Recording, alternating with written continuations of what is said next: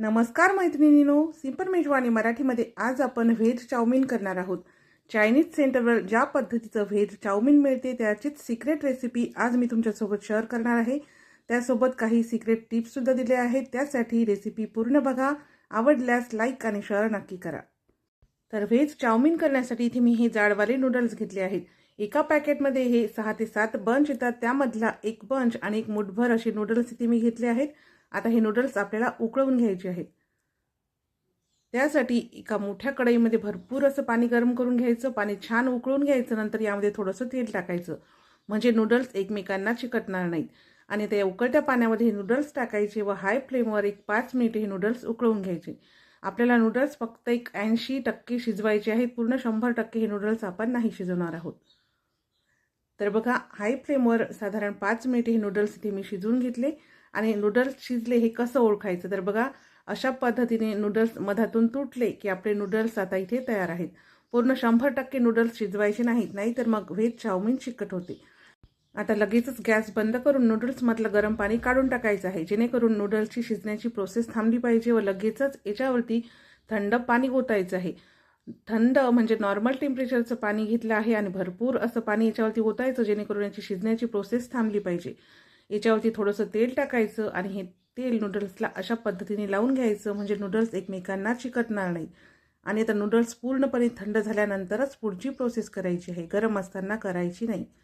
आता veg chowmein करण्यासाठी अशा पद्धतीची लोखंडी कढई घ्यायची, कारण स्टीलच्या कढईला किंवा ॲल्युमिनियमच्या कढईला नूडल्स चिकटतात। आता यामध्ये आपण एक पळी तेल घालणार आहोत। ही घरगुती लोखंडी कढई इथे मी घेतली आहे। आता एक पळी तेल टाकल्यानंतर उलथानाने हे तेल बघा सगळ्या कढईला अशा पद्धतीने लावून घ्यायचं, म्हणजे नूडल्स कढईला चिकटणार नाही। त्यानंतर इथे 5 ते 6 लसूण पाकळ्या बारीक कापून घेतल्या आहेत, त्या टाकूया। ही सगळी प्रोसेस करताना गॅसची फ्लेम हाय ठेवायची आहे आणि हाय फ्लेमवरच आपल्याला व्हेज चाउमीन करायचं आहे। लसूण व्यवस्थित असा तळून झाला की आता इथे एक मोठा कांदा मी लांबसर कापून घेतला आहे। कांदा खूप जास्त परतायचा नाही, साधारण 15-20 सेकंद फक्त आपण कांदा परतून घेणार आहोत। खूप जास्त मऊ किंवा लालसर करायचा नाही, फक्त 15-20 सेकंद कांदा परतून घ्यायचा। 15-20 सेकंद कांदा परतून घेतला की यामध्ये 2 हिरवी मिरची लांबसर कापून घातली आहे, 1 वाटी लांब कापलेला गाजर, 1 वाटी लांब कापलेली शिमला मिरची व 1 वाटी लांबसर कापलेला कोबी। भाज्या इथे तुम्ही तुमच्या आवडीनुसार कमी जास्त करू शकता, परंतु व्हेज चाउमीनमध्ये भाज्या भरपूर वापरल्या जातात। आता भाज्यासुद्धा फक्त 15-20 सेकंद परतून घ्यायच्या, खूप जास्त शिजवायच्या नाही। भाज्याचा जो कुरकुरीतपणा आहे ना, तो कायम राहिला पाहिजे। तर बघा, साधारण एक 20 सेकंद फक्त भाज्या परतून घेतल्या। आता भाज्या परतून झाल्या आहेत। आता यामध्ये उकळून घेतलेले आणि पूर्णपणे थंड झालेले नूडल्स टाकायचे आहेत। गरम असताना जर नूडल्स केले ना तर ते चिकट होतात। आता यामध्ये चवीनुसार मीठ, 2 चमचे सोया सॉस घेतला आहे, 2 चमचे व्हाईट व्हिनेगर व 2 चमचे टोमॅटो सॉस। या पद्धतीने केलेलं व्हेज चाउमीन अगदी बाहेर विकत मिळते त्या पद्धतीचंच तयार होते।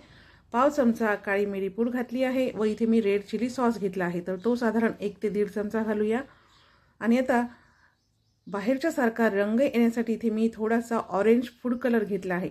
बाहेरच्या नूडल्समध्ये सुद्धा फूड कलर घातला जातो, त्यानेच त्याला रंग येतो, पण तुम्हाला जर नसेल टाकायचा, नाही टाकला तरी काही हरकत नाही।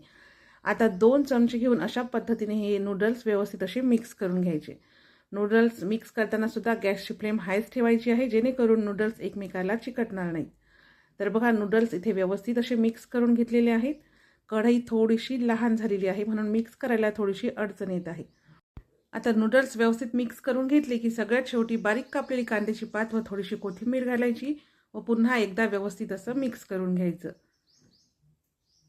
आणि इथे तयार आहेत आपले अगदी चायनीज सेंटरवर मिळतात तसेच मस्त भन्नाट चवीचे व्हेज चाउमीन। लगेच गरम असताना सर्व करून घ्यायचे।